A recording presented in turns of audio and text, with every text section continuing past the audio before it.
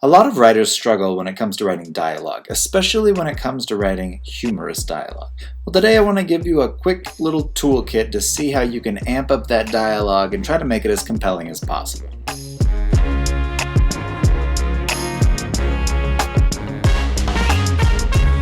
Good dialogue makes for really compelling content. I mean, if you've ever watched a TV show or a film written by Aaron Sorkin, you can just let that wash over you. Word vomit isn't the right choice because it's all very calculated, but it's a word tidal wave, a dialogue tidal wave. Dialogue tidal wave. Aaron Sorkin, if you use it, give me credit. Solstein, in his book On Writing, talked about how dialogue is really great because by its very nature, it's happening like in the present scene. It's not recounting something that happened off stage, so to speak. It's right there, it's in your face. It can also drive a ton of conflict. It can do so much wonderful world painting and character painting. I don't know if I need to sell it on you anymore. But one thing I really love about dialogue is you can be almost formulaic in the way you revise it. A lot of times when I'll write a script, for example, I can go through literally line by line and make sure it's hitting one of the points that I want it to. And if it doesn't, I can just cut it. Dialogue is so great to cut. Cut. Or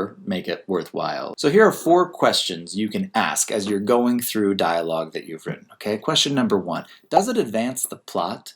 Does this specific line of dialogue do anything to advance the greater plot going on in the story? There are a lot of cases of dialogue that advance something, but it's not really the plot. What do I mean when I say does it advance the plot? Well, usually things that advance the plot can be tied to a specific character's motive or objective. And it's got to be a character that is helping to move the plot along, or a character that the story's actually about. It could be communicating motive or desire from a character that's bumping up against one of your main characters, or something like that. But that's really what dialogue should be. Character wants something, so they speak in an attempt to get the thing. It's very simple. Question number 2, does it reveal character? Does this dialogue reveal anything about the person saying it? This is one of my very favorite questions for dialogue because it reminds you as a writer that every character is so unique. And I'm not talking just about substance here, I'm talking also about the packaging the dialogue comes in. I challenge a lot of my students to try to create characters that can be identified without the dialogue marker or the character marker. There are a lot of really great characters like Benedict Cumberbatch's Sherlock. You can always tell it's Sherlock speaking. Even if you didn't see him on the screen, if you just heard it, you'd be like, oh yeah, that is Sherlock. Kramer from Seinfeld is also like that. And I should issue a word of caution. I don't mean that each character needs some type of shtick. Sherlock and Kramer are very extreme examples. But there's even just a certain cadence or a certain type of vernacular every character uses that you can bring to your advantage to reveal how they've come up, right? Do they use a lot of slang?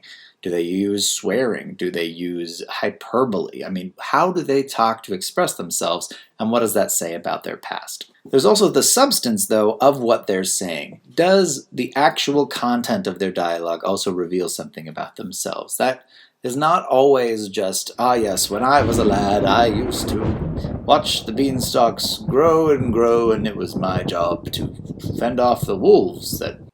Okay, this is turning south quickly. Apparently, wolves eat beans. Ah yes, when I was a lad, it was my job to feed the chickens.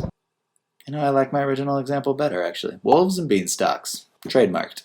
Just make sure that whatever the character is saying is revealing something about a character. It doesn't even have to be the character speaking. If I am a character, I could be revealing something about you with my dialogue, or about Jonathan, the courier, also in the story of the wolves and the beanstalks. Question number 3, does the dialogue increase any sense of conflict or suspense in the scene? Okay, conflict and suspense are sisters, and they do a great job at pulling readers through scenes. Does the dialogue do anything to help that? Or is it just a bunch of cordial nonsense? Oh, how do you do? Quite well, thank you. How are you? Oh, lovely. Your garden looks wonderful this time of year. Oh, thank you. I don't even know what we're saying at this point, right? There's no conflict there. It's fine if you're really into gardens. But what could be more interesting? Oh, hello there. How are you doing? Your garden looks lovely this time of year. You know I haven't had a garden since I was 35. Whoa, okay, is this an insult being thrown around? Are you just rubbing in the fact this guy's lost his estate or something? I don't know. This is fun stuff. Word of caution, though, on dialogue that increases the conflict. you got to be careful about the way you're going to structure your conflicts, right? Nobody likes reading a tennis match or hearing a tennis match in dialogue. If it's just back and forth, unless you can really switch up the tactics people are using, you might find some boredom even though the conflict's there and present. Number 4, and this is true for humor writing, you could simply ask, does the dialogue bring a laugh? One interesting thing to pay attention to when you're writing for humor is just how often you have the laughs coming in a script or in a story. And you can identify for yourself, in your style, how often do you want a laugh coming. It's hard to predict, but you can look at a line and say, well, I bet that dialogue is at least an attempt at a joke, and so I'm going to keep it, right? You don't necessarily cut dialogue just because it doesn't serve those other 3, but it does kind of get a laugh. So there's that. Another bit of warning on this one. Be careful of lines that are going to get a laugh at the expense of the other 3. In improv comedy, they have this great rule called yes and, right? It's this idea that if you're doing a scene, you have to build upon what the other person's giving you. You don't want to lose the war to win a single battle. So if you've got a line of dialogue that's very funny, just make sure it's not breaking any rules in your story world or anything like that. Quick example time. Here we are reading a scene from my book, The Crimson Inkwell. In the story, the main character, Luella Winthrop, is a journalist who gets these terrible stories assigned to her. Her editor is her fiance as well, and he's kind of protective over her. So she writes these dreadful stories about things like curtain hangings and street etiquette on rainy days. So she decides if she's going to ever become a journalist, she has to go and dig up her own stories. So she heads to her local police station. And there's an exchange that she has with the fellow at the front desk. "Excuse me," I said after clearing my throat. "Who's missing?" The clerk didn't look up. "I beg your pardon?" "Missing persons will file with Miss Turner down the hall." "I'm not here to report a missing person," I replied. This was enough to give the clerk at least a moment's pause. He glanced his terrier of a face up at me and squinted one eye in the lamplight. "Has your husband beat you?" "I'm not married. I'm looking for Sergeant George Cooper." "Sarge, you've got a visitor," he bellowed down the hallway behind him before turning back to me. "Right down the hallway, miss. He'll be happy to have a visitor that isn't a felon, I guess. Assuming you're not here to turn yourself in. You aren't, soliciting wares and suddenly discovered religion, if you catch my meaning." This I did not grace with a verbal response. Instead, I leveled my eyes at him the way I used to as governess of an impish child, took off my gloves menacingly, and started down the hall. So if we're looking through this dialogue, we can see, "Excuse me," she says after clearing her throat, right? What are we trying to do? We're trying to advance the plot because she's trying to get this guy's attention. We're also revealing that she's a little nervous about the exchange. "Excuse me," "Excuse me."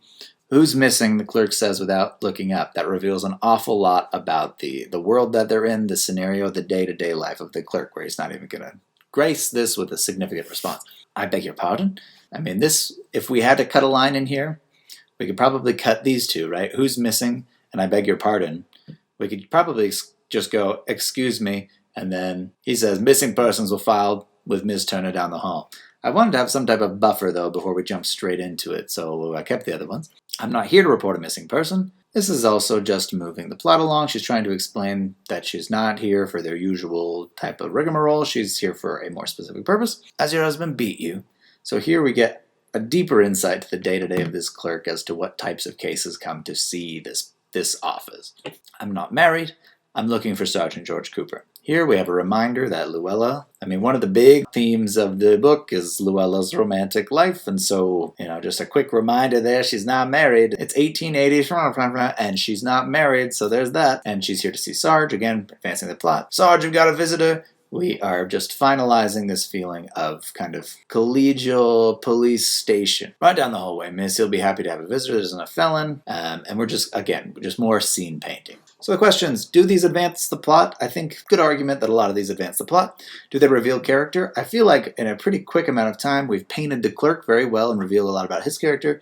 And we've got to examine Luella in an uncomfortable scenario. Does it increase the conflict? It certainly does between these two because he continues to insist there's something wrong with her. And even at the end suggests she might be in an unsavory profession. Does it bring a laugh? This specific passage was intended to bring a smile to readers' faces, right? And you'll have to be the judges whether it triggered a laugh for you. You know, I'd spent some time in the chapter kind of building up the anticipation of this for her, and then just the brusque, almost dismissive type of atmosphere is a fun contrast, and so hopefully there's something there. So I think you could use these 4 questions to really try to enhance the dialogue in your work. If you've got stuff, go ahead and send it my way. I would love to take a look at it. That would be so fun. Just send it to kenny@eburniumbooks.com. And that's all I've got for you today. I'm going to go ahead and exit this. I'm going to go work on my draft because the sequel to this book is due out very soon. And I got to get it done. Okay. You take care of yourselves. Have a nice day.